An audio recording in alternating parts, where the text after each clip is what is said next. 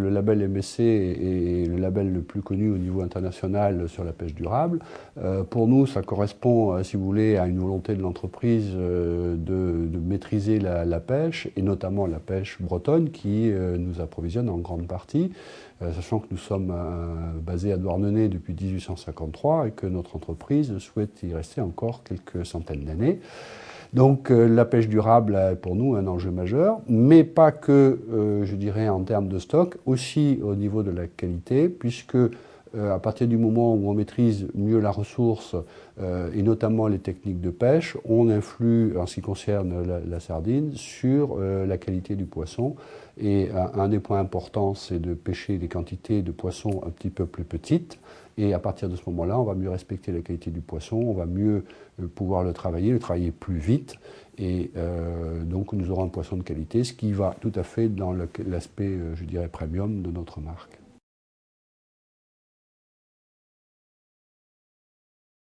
Les études que nous avons pu mener par des organismes spécialisés montrent qu'il y a une très forte attente, je dirais, de la pêche durable, comme d'ailleurs des produits de qualité et aussi, je dirais, des produits fabriqués en France. Donc là, l'attente est forte. La peut-être difficulté qu'on a en France par rapport à d'autres pays d'Europe du Nord qui, eux, aujourd'hui, entre leurs intentions et leurs actions, ils sont passés à l'action. En France, on n'est pas encore tout à fait passé à l'action, pour deux raisons. Je pense qu'en France, on a un caractère un petit peu chauvin qui consiste à dire on a envie de faire ça, mais après chacun fait ce qu'il pense faire de manière individuelle et c'est pas forcément ce qu'il dit. Mais aussi parce que, bon, il est clair que le durable n'est pas encore complètement compris par le consommateur, parce qu'il y a plusieurs labels.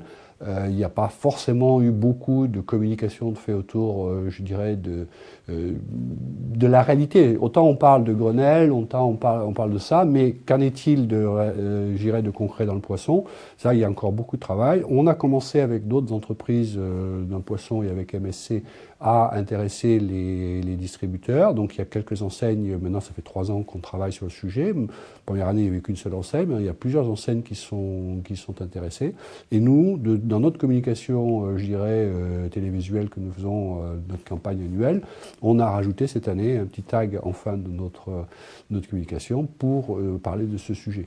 Donc je crois que le problème essentiel, je pense, c'est d'expliquer au consommateur, de communiquer vers le consommateur pour lui dire, effectivement, entre ce que vous écoutez, voilà ce qui s'est fait de concret, et ce concret, ben, vous pouvez le trouver avec une garantie derrière qui sera un label MSC. Et alors le label MSC est assez intéressant, ça c'est un point important aussi à voir, c'est que on est dans une problématique d'approvisionnement mondial.